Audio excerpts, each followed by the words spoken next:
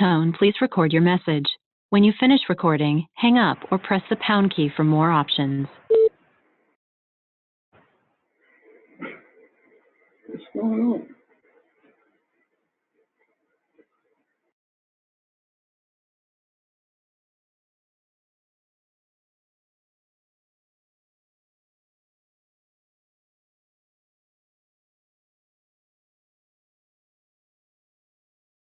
Please record your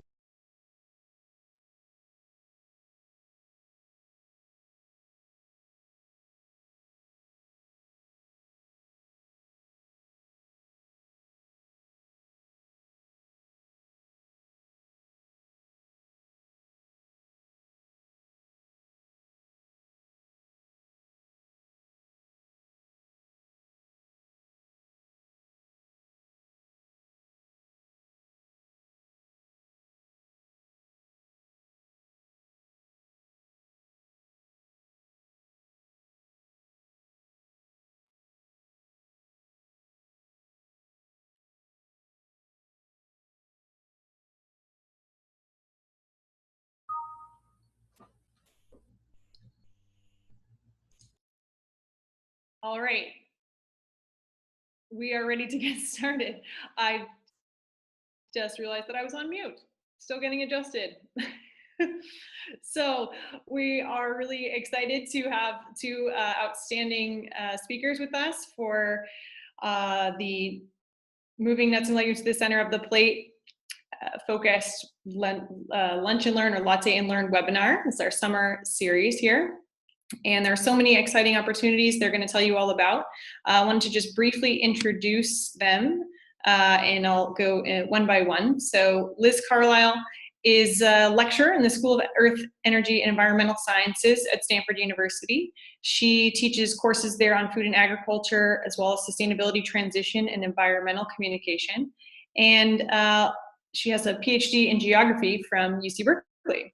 She's also the author of a book called Lentil Underground, and that chronicles the sustainable agricultural movement in her home state of Montana.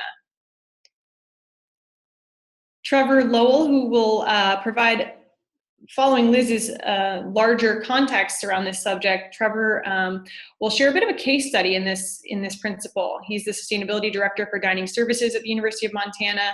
He has a master's in food studies from NYU. And if there's time, we'll hear about his past life as a goat milker. So Liz, if you're there, why don't you take it away? And just to make sure, thank you for unmuting me. So delighted to be on this call. Thank you so much for the invitation and such a timely and critically important topic. And I know all of you on the call are sort of on the front lines of moving legumes and nuts and plant-forward protein to the center of the plate. So thank you for all the great work that you do. So just kind of some context around why I think this is so important. As many of you know, 2016 was the UN Year of the Pulses.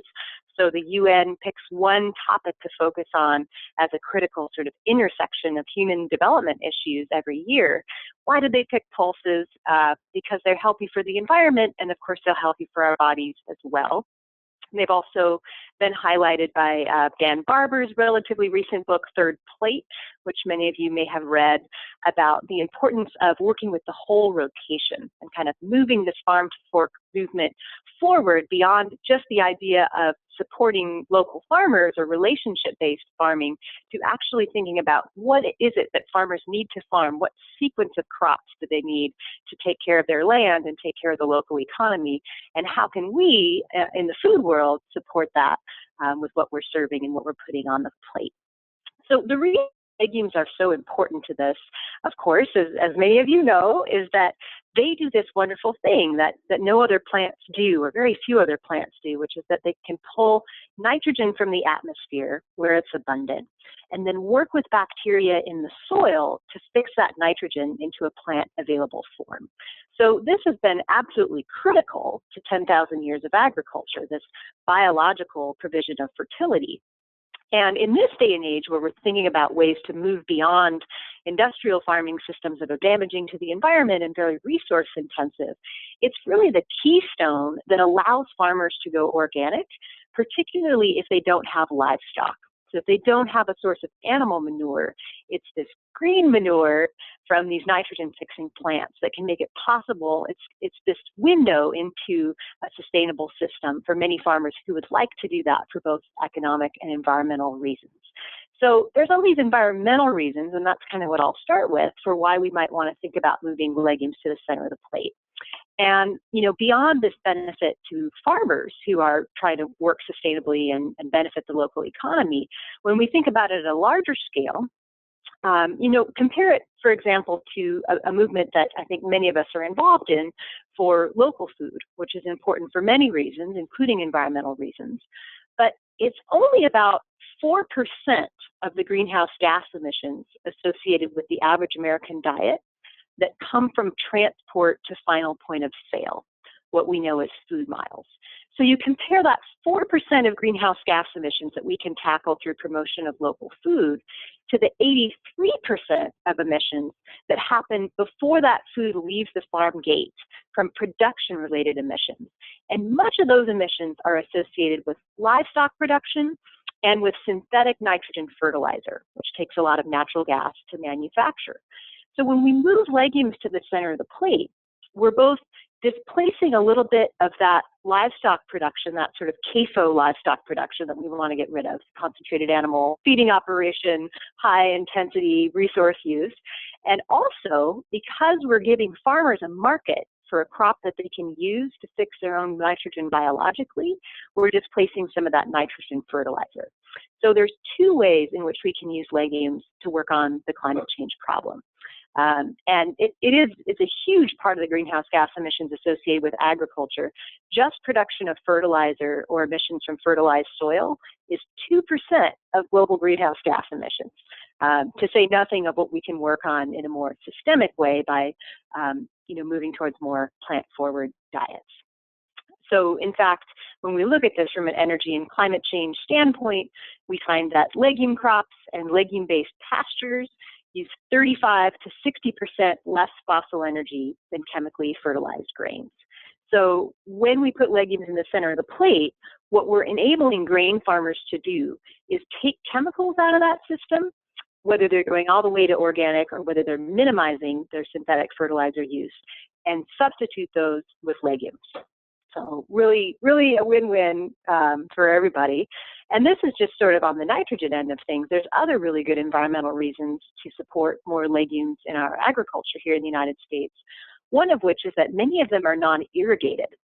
So we're really talking about the food, energy, and water nexus here in supporting this non-irrigated crop that can be grown dry land.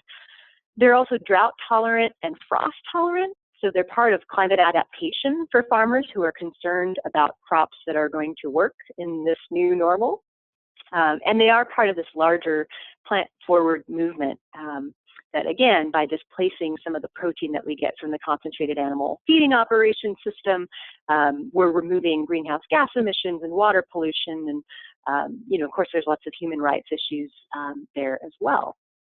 So that's the environmental argument for why we want to move lentils, chickpeas, dried peas, black beans, all these legumes to the center of the plate. There's also a lot of good human health reasons.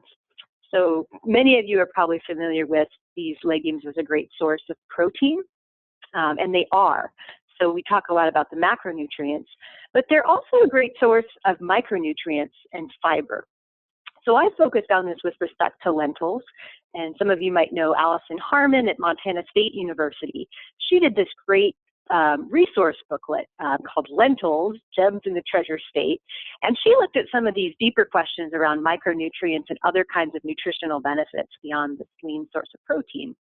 So she found that lentils offer more than 1/3 of the recommended intake of fiber in just 1/2 cup portion, that a 1/2 cup serving of lentils provides 45% of recommended daily folate, which is necessary for the production of red blood cells and protein metabolism, and is particularly important for women of childbearing age due to its role in developing embryo.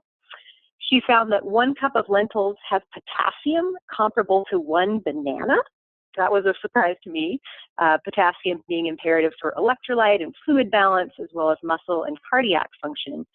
And then I think the biggest surprise to me in terms of, beyond the macronutrient profile is that lentils contain 56% more antioxidant capacity than blueberries on the ORAC scale. So you start to look at other legumes and you find this too.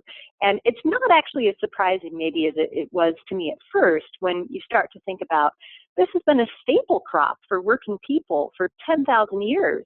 For as long as agriculture has existed, people have been rotating these legumes with grains. And it's partly for all these environmental reasons for replenishing the soil, but it's also because those two things go together in a human diet, whole grains and these plant proteins. So then the third part of the argument beyond human health and the environment is that there are all these culinary possibilities. Archaeologists say we have 10,000, 18,000, or possibly 23,000 years of culinary history with these legumes, literally from all around the globe with all these incredible flavors and really, really, really versatile in terms of what courses you might incorporate them into or types of dishes or times of day. And that's been a really amazing part for me of working on legumes is getting to travel around the country, talk to people who cook with them, go to campus dining halls that are experimenting with new recipes, go to restaurants that are experimenting with this, and really see all of this creativity now coming out of the woodwork now that there's interest for health and environmental reasons in using more legumes. So with that, I think I want to segue to the person who can talk about that from direct experience and hear more from a collaborator of mine. We're going to get to work together on an event at University of Montana next month, Trevor Lowell. Yeah, thank you, Liz, and thanks everybody for tuning in. I'm a little sick, so I apologize if I sound a little raspy or robotic, but we're going to talk a little bit sort of specifically about what we're doing here and some interesting projects we've had around lentils. To back up a little bit, so Montana, we're located here in Missoula, Montana, which is actually Liz's hometown, and we are a self-op dining operation.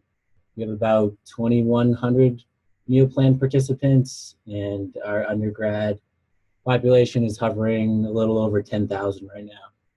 So we've been a member of Menus of Change and the MCURC for a while and have been implementing a lot of the plant forward and plant first menu designs and sort of always looking for creative ways to push the envelope there. And so, Liz covered a lot of the reasons why, and I think a lot of us are familiar with that. There's the environmental arguments and nutrition arguments, and then the culinary arguments, and they all relate in a lot of interesting ways. I'm going to talk obviously specific about what we've done, but I think there are, there are interesting lessons sort of for people to expand this and zoom out from the specifics of our project to what can be done with some of these things. So we have the great benefit of being located in an area of the country that is currently producing most of the pulse crops. I think Montana recently surpassed the Dakotas as the #1 pulse producing state in the country. Agriculture is the biggest sector of the economy here in the state, and the sort of excitement and the transition, the growth of the pulse industry in Montana has been really great to see, and it's come a lot from people like David Oyen, who Liz features in her book, and others, and it's been a huge boon for a lot of the traditional grain farmers and other folks who want to diversify some of their crop portfolios, find healthier, more sustainable ways to grow crops. And one of the things that they're really looking at is expanding the markets for a lot of these pulse crops. So the vast majority of the pulses grown in the US get exported to India and China and other places around the world, and very little of that actually stays here. So it was during the 2016 year of the Pulse that I saw an advertisement from the Montana Pulse Advisory Committee, which is just a marketing committee that's housed under the State Department of Ag, and they had some grant money available to do research and marketing and other things related to promoting pulse crops here in the state. And so we submitted an application to their grant cycle, and we made the argument that we currently are using a lot of canned legumes, and the pulses that are available, pulses by definition are dried beans, and we had sort of unfortunate that we're using all these legumes, and we can't really use a lot of the pulse form of these legumes because we don't have the right equipment or the time, the labor to soak and to cook and to dedicate the time it takes to process and cook some of the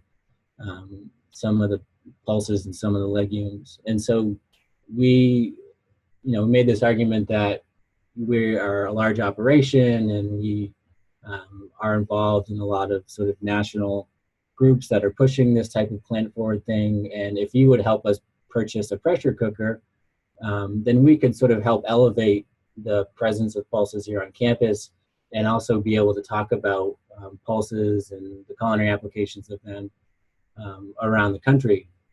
And the Pulse Advisory Committee said sure. So they gave us 100% of our grant request, and they funded the purchase of it's about a 45-gallon tilt skillet. And what that allows us to do is for crops, we don't use it for lentils because lentils don't require the soaking time that other pulse crops do.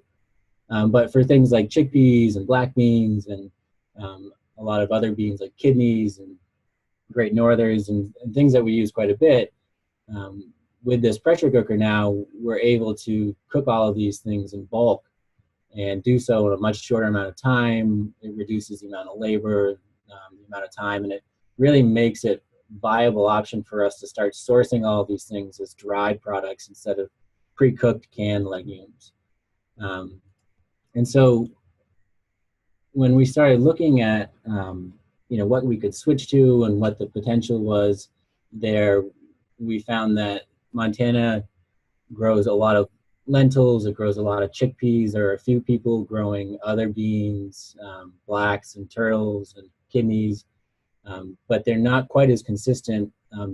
Idaho does grow quite a number of those other types of beans, so we're very fortunate in that the regional availability of a lot of these pulse crops is really good for us.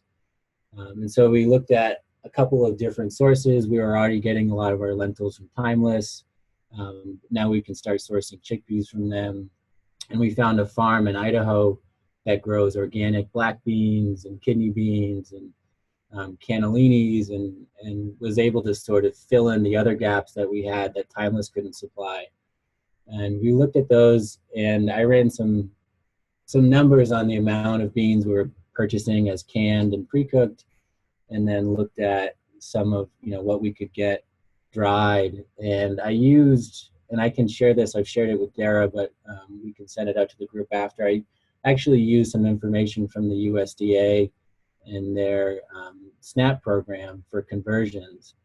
And I looked at our total purchases, and this is sort of the chart here that explains a lot of that. But essentially what I found is that by switching to dried beans from pre-cooked canned non-organic product to a dried organic product, we stand to save thousands of dollars on each of these. These are sort of our top 3 pulse crops right now that we're using. And this is annual savings in switching just these 3 from the canned to the dried organic. So I think it's a pretty interesting and exciting thing in that, it's accomplishing 2 goals, obviously saving us money, but saving us money while switching to an organic product. And then I went a step further and started thinking about sort of the waste associated with some of this procurement practices. So I went out and I measured weighed a number 10 can.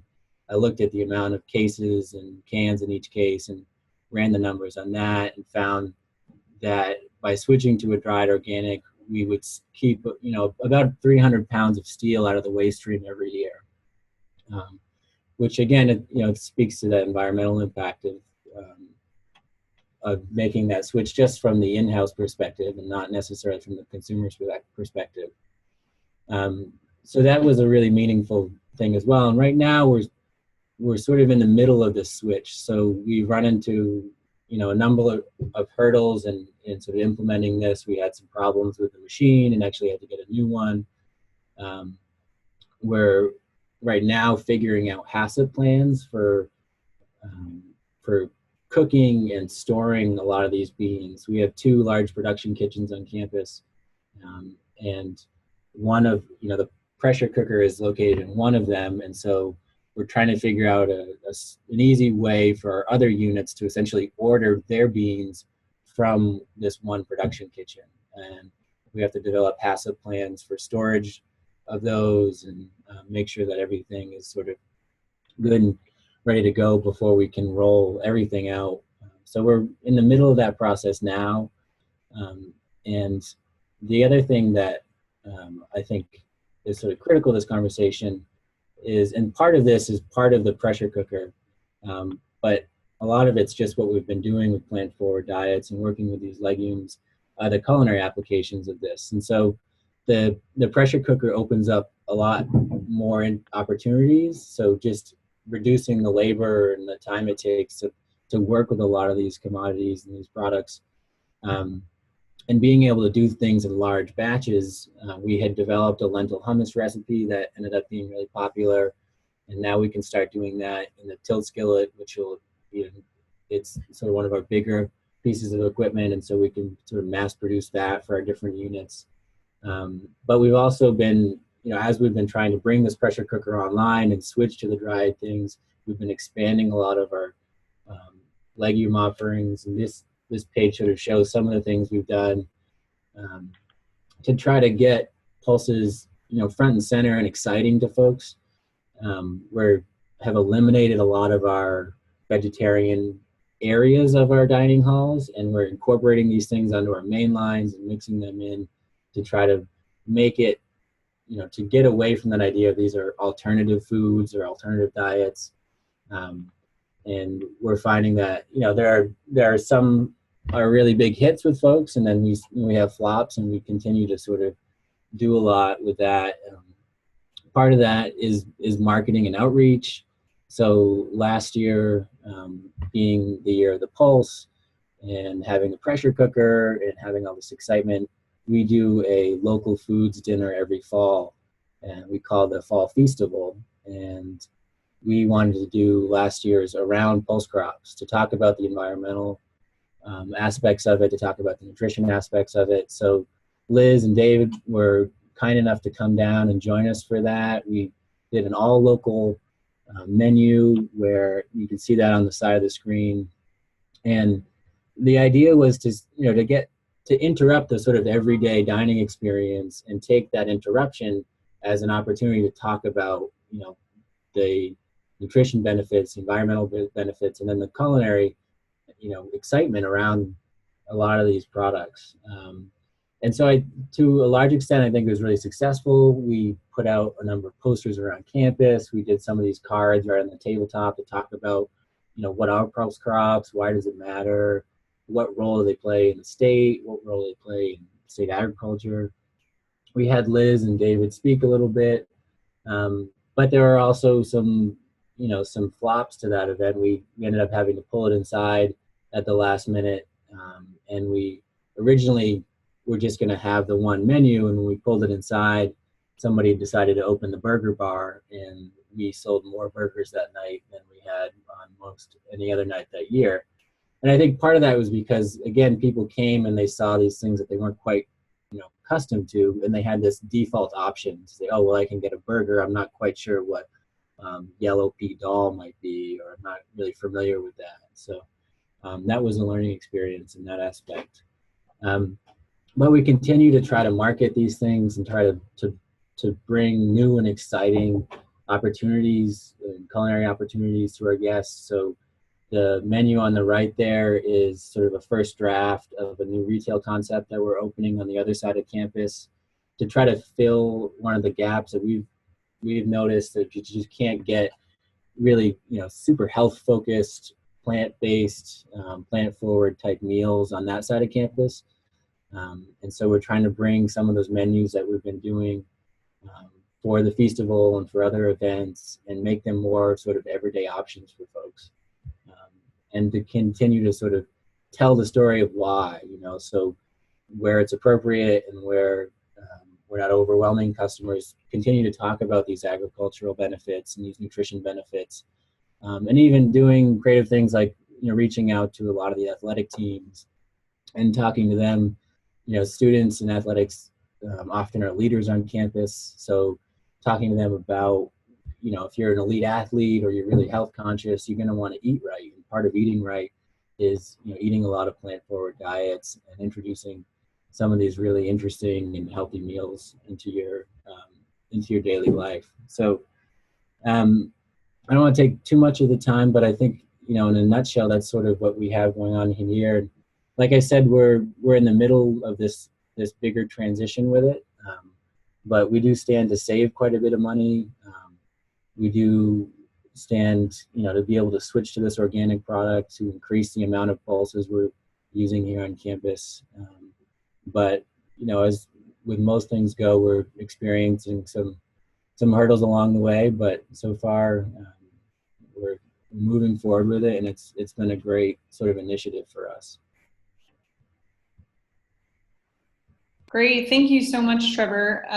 And to Liz, a really amazing summary of the culinary, environmental, and nutritional opportunities here, and also really some interesting examples of some of the challenges that you face, Trevor, with your team, but also some of the amazing creativity that you've demonstrated in both from the cost reduction standpoint and purchasing, and also in the marketing to students to create excitement. It's really interesting what you mentioned of removing some of these dishes from kind of the silo of the vegetarian menu and really putting them in the mainstream of your overall operation. It's a great example, I think, of probably one of the hurdles, along with the lack of familiarity that you mentioned.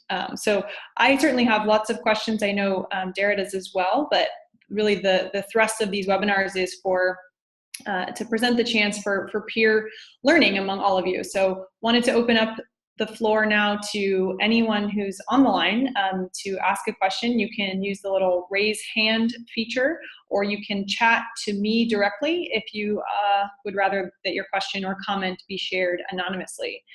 So this portion of the webinar, if you haven't joined before, is really an opportunity either to ask questions of one or both of our speakers, or to share an example from your own experience, either in an operation or from an educational or research standpoint, that you think may be useful for others.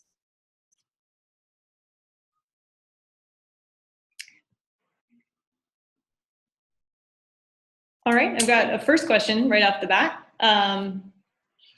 So the first question is, given that non-organic pulses still offer the sustainable nitrogen-fixing attributes and the same health benefits as organic, was there any examination done of cost savings by switching to dried non-organic pulses? This is for you, Trevor. And there's an expectation of cost savings to be larger while still having great sustainability and nutritional benefits. Yes, the availability of the organic beans from Idaho was pretty convenient. We have a prime vendor, obviously, in Cisco, but we have a number of smaller distributors that do regional distribution. And one of them, I had their catalog and I was struggling to find a source for Montana-based black beans and kidneys and a lot of those other big legumes that we were using. And I opened up their catalog and saw that this farm was actually pretty close to us, about 250 miles or less. And when I saw that and I ran the numbers on the cost savings, I actually just I stopped exploring the options, because I thought, oh man, we're switching to organic and we're gonna save this type of money just in doing that. So There may be. I think it's, a lot of the dried legumes end up in um, larger export markets, is what I found. I did talk to a couple of aggregators here in the state that sell beans. They move, they aggregate pulses and beans from a number of farmers in Nebraska and Washington and Montana.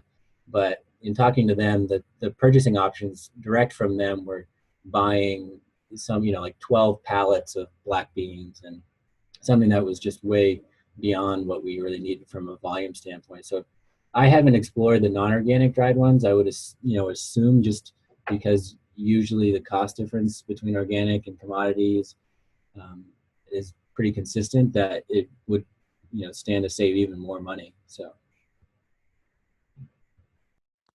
Interesting. Yeah. So I wanted to just share a comment that Scott Jamashani from Google shared with everyone, making a really good point, which is, increasing the frequency of lentils overall. Blended burgers have been a huge vehicle for all kinds of plant-based proteins, but Scott points to breakfast as an interesting opportunity. So I'd love to hear if Scott, if you had more to comment on that, and then also if our speakers have seen either really excellent examples of this in either Trevor in your own operation or Liz from the different schools that you've visited. Thanks, Sophie. Can you guys hear me okay? Yeah. Yeah, this is Scott from Google.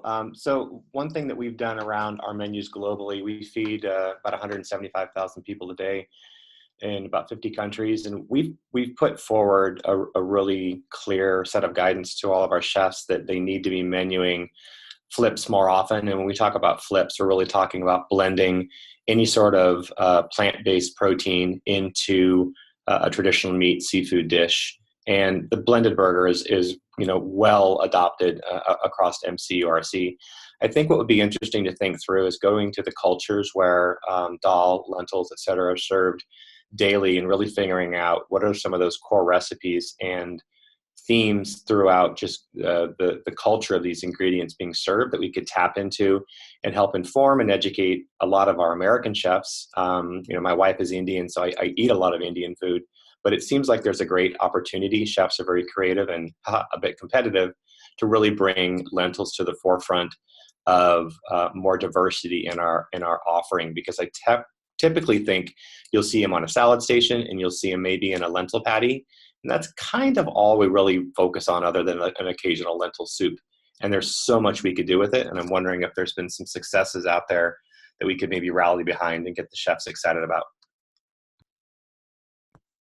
Great. Yeah, I love that. Trevor, we want to share anything you've seen, and then we'll go to Liz.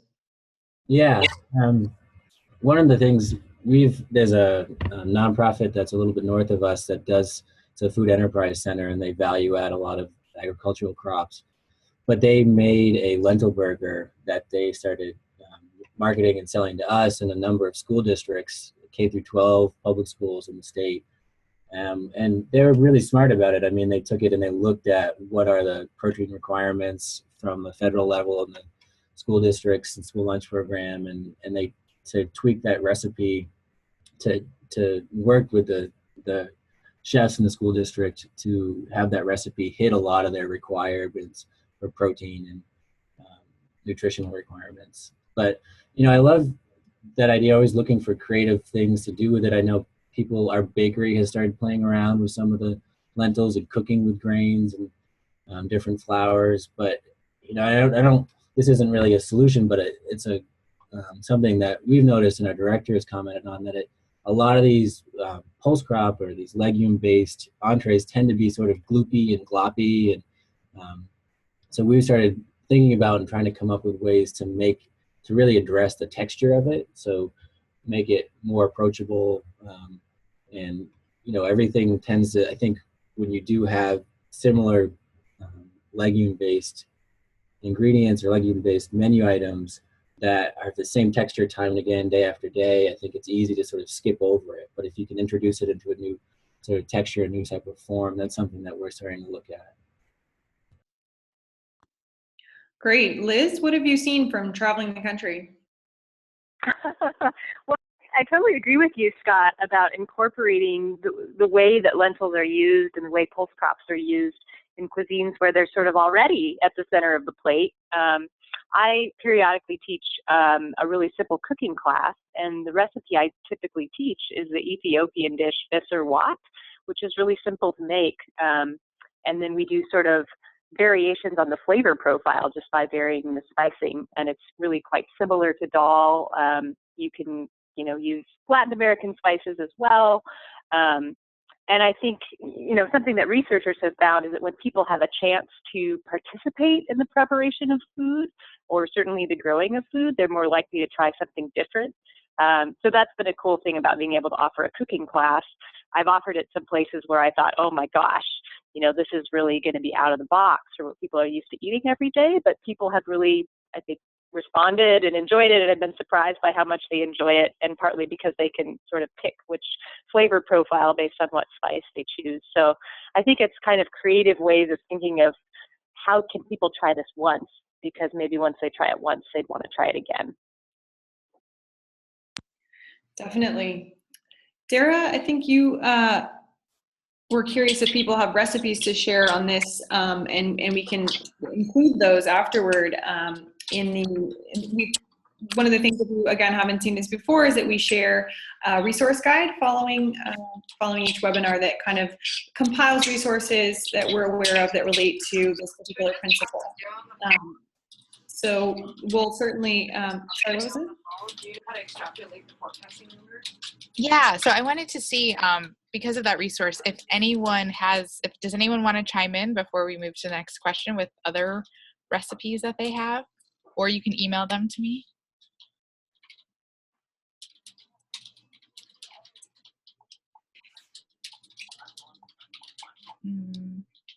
Or at this point, I'd love to hear too, even just of, has anyone succeeded in serving lentils in a breakfast format that's really been popular?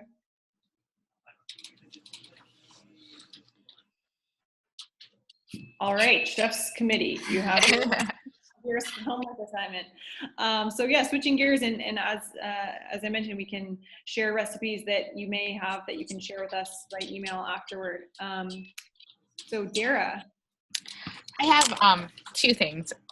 One is they're both less of questions, I guess, and more statements. But one thing, just because I've been working on our legumes and lentils with Jackie, who's our nutritionist, and our chefs, we've started tracking our legume and lentil use. Actually, I've just done the lentils over the past few years, and I didn't know, I wanted to know if anyone else was doing that. So I saw from, I think, 2013 to 2017, I think it was like 44% increase in our lentil use, which I thought was really exciting.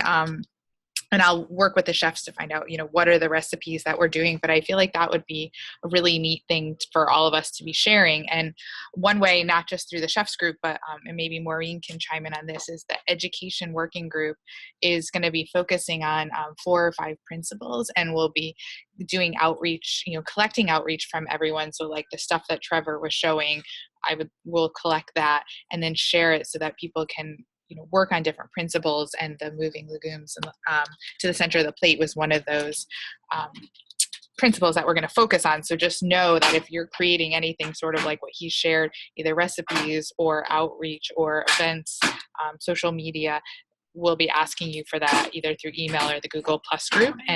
But I'd also love to share it on the one-page resource that will be going out.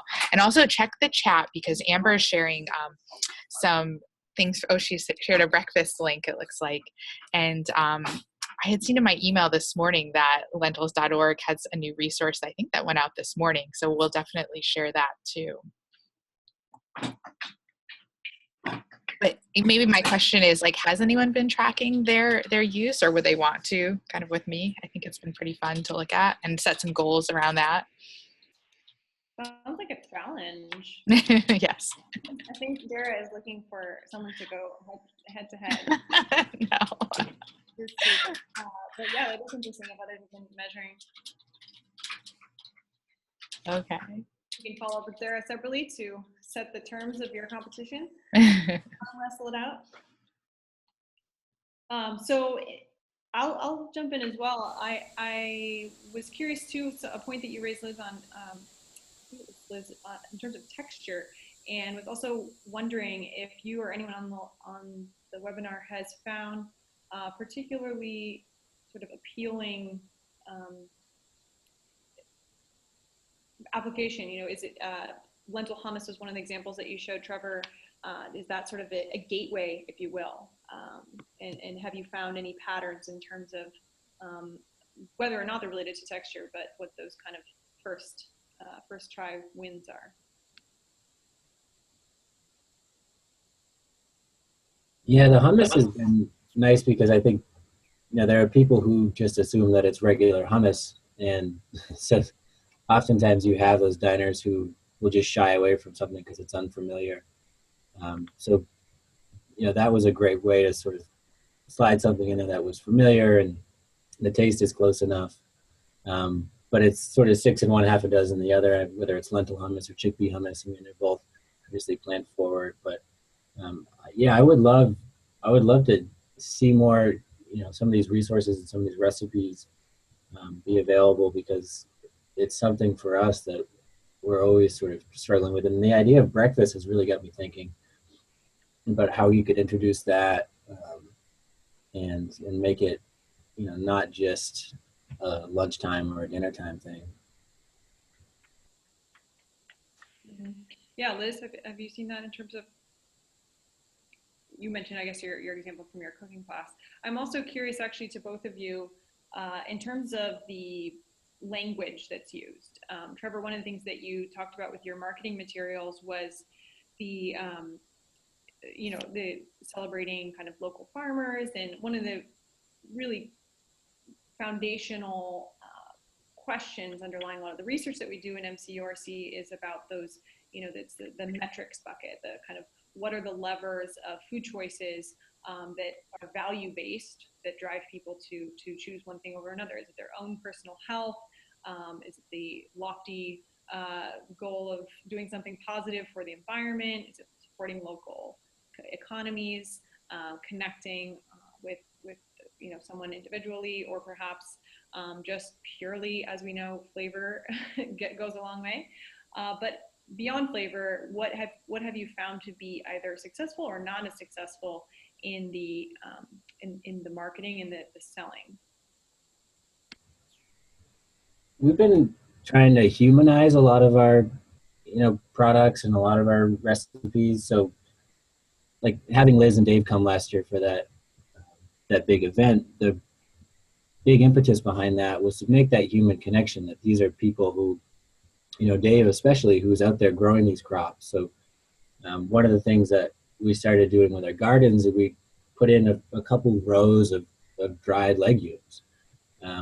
It's not going to make any meaningful contribution to our overall, you know, the amount of legumes that we use, but it might give us an opportunity to highlight that as a garden product, which we found students are really excited about. So we put menus and signs like chalkboards up in our dining halls, and we'll say this week's fresh garden produce is XYZ. And there are lots of students who are really tuned in to the garden, and they have friends who work for us in the garden, and they walk by them on their way to class. And so they have that existing connection already, and leveraging that connection to sort of bring some attention. So we do point of service signs for all of our garden products, and we have other point of service signs to highlight it if it's a local product or there's something unique about it. But I do think that most consumers, and you see this in a lot of the research, and we're all probably very well aware, is that when you talk about something from a flavor perspective, you tend to get a little more mileage out of it. So we've not backed up, but we tend to prioritize more sort of, if we're going to label something and give it a name and market it and talk about it, let's try to get some great tasting adjectives in there. You know, something that's exciting, something that gets people thinking about the flavor and the taste of it versus this is the carbon footprint of this meal versus this meal. I think that resonates definitely with certain consumers, but eating, and when folks are moving through the line or they're going to a retail concept, things are happening really fast, and people are sort of depending on that emotional side of their brain. And so if you can speak to that with a lot of the marketing, and then provide some more substantive backup for the environmental and the nutrition. That information is there, but we know that the people who care about that might take an extra step or the extra time to go to the website, to go to our info kiosk, to talk to our nutritionist about stuff like that. So that's sort of been our marketing approach with it, is to prioritize more of the flavor side of things, and get people excited that way. Great, yeah, and I absolutely agree. That certainly seems to reflect a lot of the research so far that, and we, as many of you know, in MCRC will be continuing to dig into in terms of those deliciousness-driven descriptors, as opposed to leading with health or the environmental message. Liz, is that more or less what you found as well? Yeah, and I just wanted to say I love the menu concept that Trevor shared earlier, and I think that is something that I've seen that seems to be really successful, is these sort of like the grain bowl idea, kind of playing off of what fast casual restaurants are doing, and this element of choice and this element of actually kind of celebrating novel flavors rather than just trying to put plant-based proteins into sort of familiar packages, the way people know that they're used to consuming animal proteins. I think that's wonderful. I'm excited to see how it does. Mm-hmm. I would love to just quickly hear from any other members at other schools. Have any of you done a sort of a theme menu or a sort of a special type of maybe a tasting table, that kind of a thing, along the lines of what Liz is describing?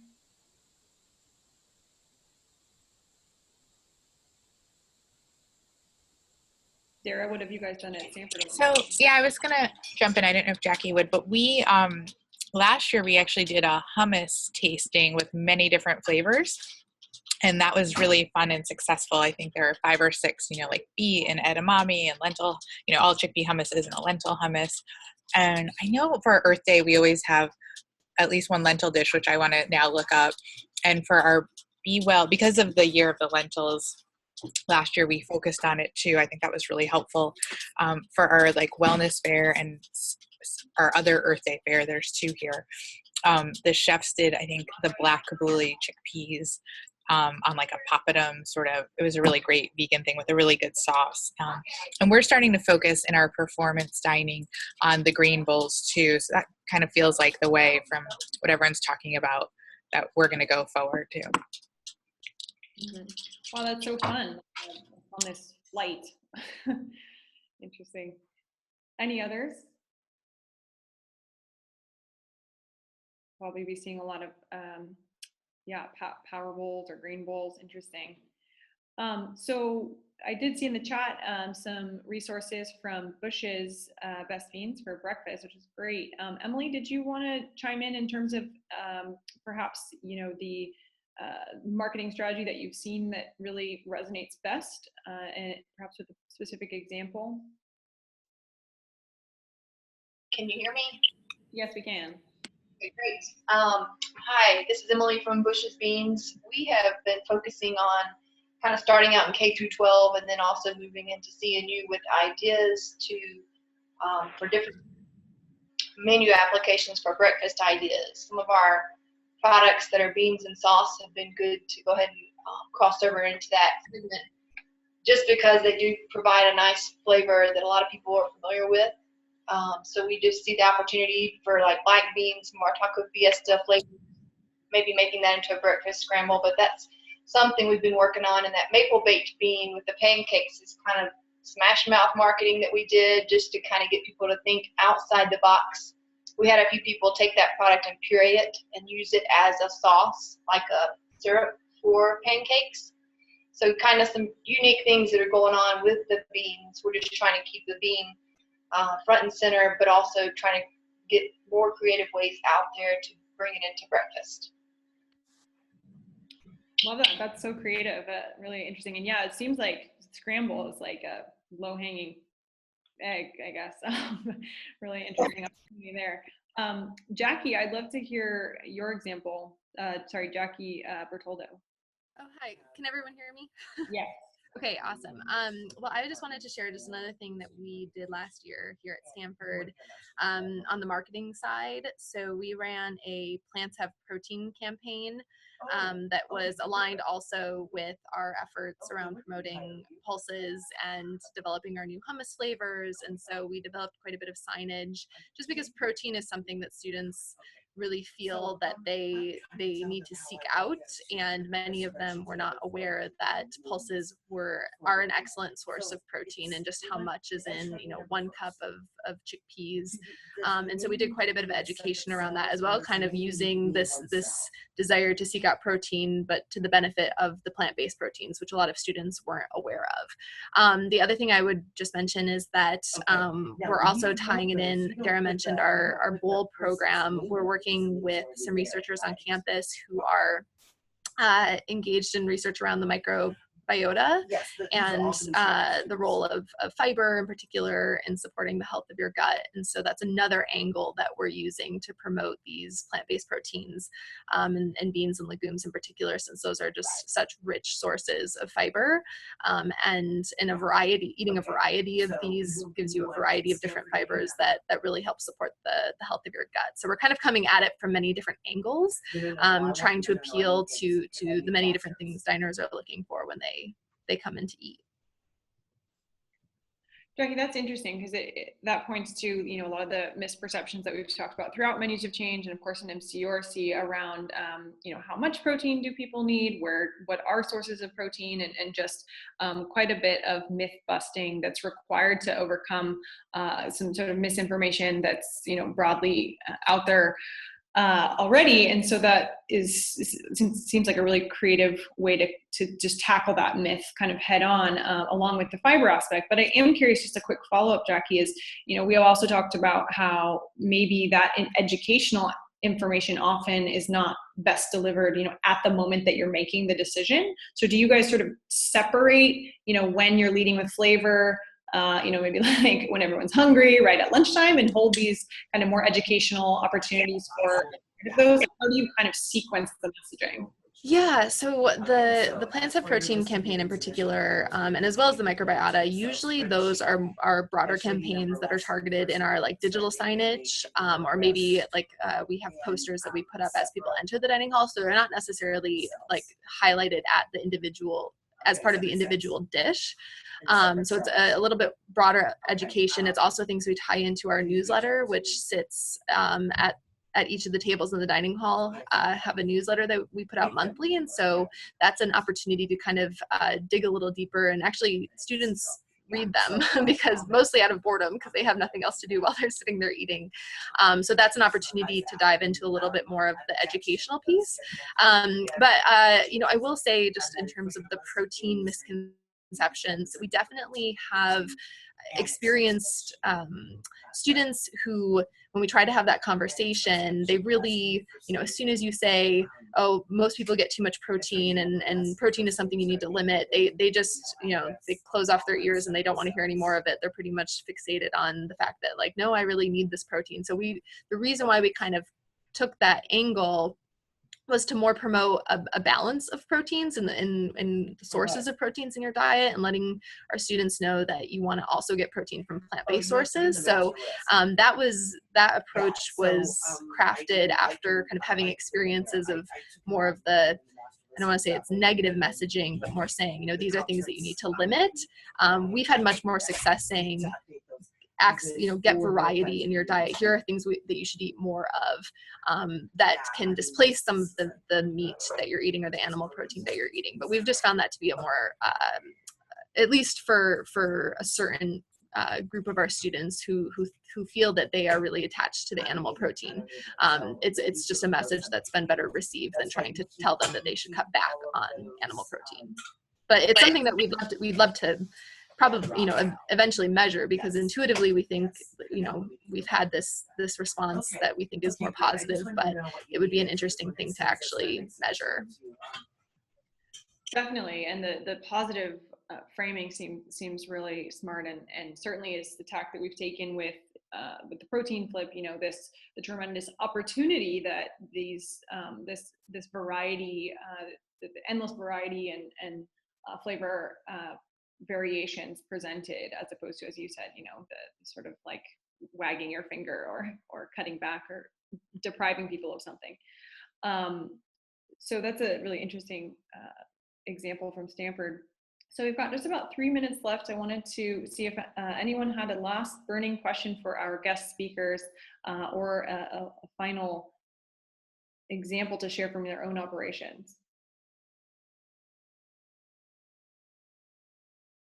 All right, well, Liz and Trevor, I'd love to hear just your kind of closing thoughts and comments on what you've heard here, if this has sparked any new ideas, and also just for those who do want to, as we've seen in the chat, kind of get you know, rallied around the clear potential here, and in some ways untapped potential. So Liz, I'll start with you and end with you, Trevor.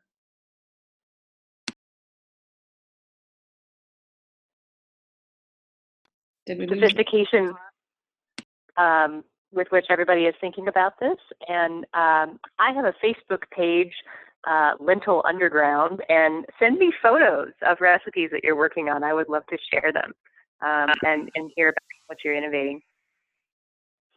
Fun, I love that. Trevor?